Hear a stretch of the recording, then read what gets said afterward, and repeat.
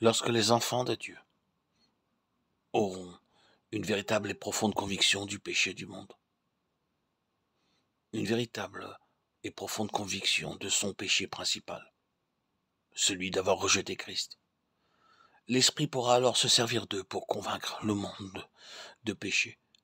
Et pour obtenir cette conviction de péché, il ne suffit pas de la demander à Dieu. Il faut encore que le croyant se mette entièrement sous la direction du Saint-Esprit.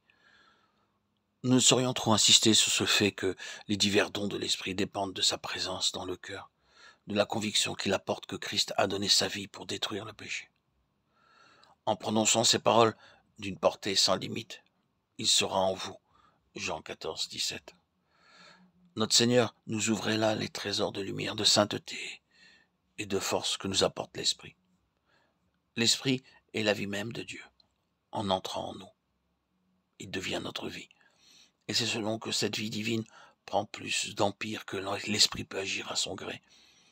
Il est bon sans doute d'attirer l'attention du croyant sur les diverses opérations de l'Esprit, afin qu'il n'en néglige et n'en perd aucune par ignorance.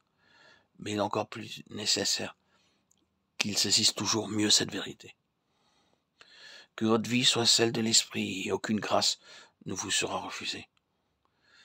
Si vous voulez éprouver la profonde conviction du péché du monde et le sentiment intense de la redoutable puissance du péché, qui feront de vous l'homme dont Dieu pourra se servir pour convaincre les pécheurs, que toute votre vie, tout votre être se place sous la direction du Saint-Esprit. Que votre cœur et votre esprit adorent avec crainte et révérence la présence du Dieu saint en vous. Livrez-lui le grand ennemi qui s'oppose à l'action de l'esprit, la chair, avec sa vie du moi, afin que jour après jour, il la mortifie et qu'il la garde dans la mort. Aspirez sans cesse à être rempli de l'esprit de l'homme, dont la plus grande gloire est d'avoir donné sa vie pour ôter le péché, et qui domine à présent sur tout ce qui existe et tout ce qui se fait, à mesure que la vie de l'esprit deviendra plus forte en vous, et que par elle toute votre constitution spirituelle acquerra plus de vigueur. Vos yeux et votre cœur se feront une plus juste appréciation du péché qui vous entoure. Vos pensées et vos sentiments seront alors ceux de l'Esprit Saint en vous.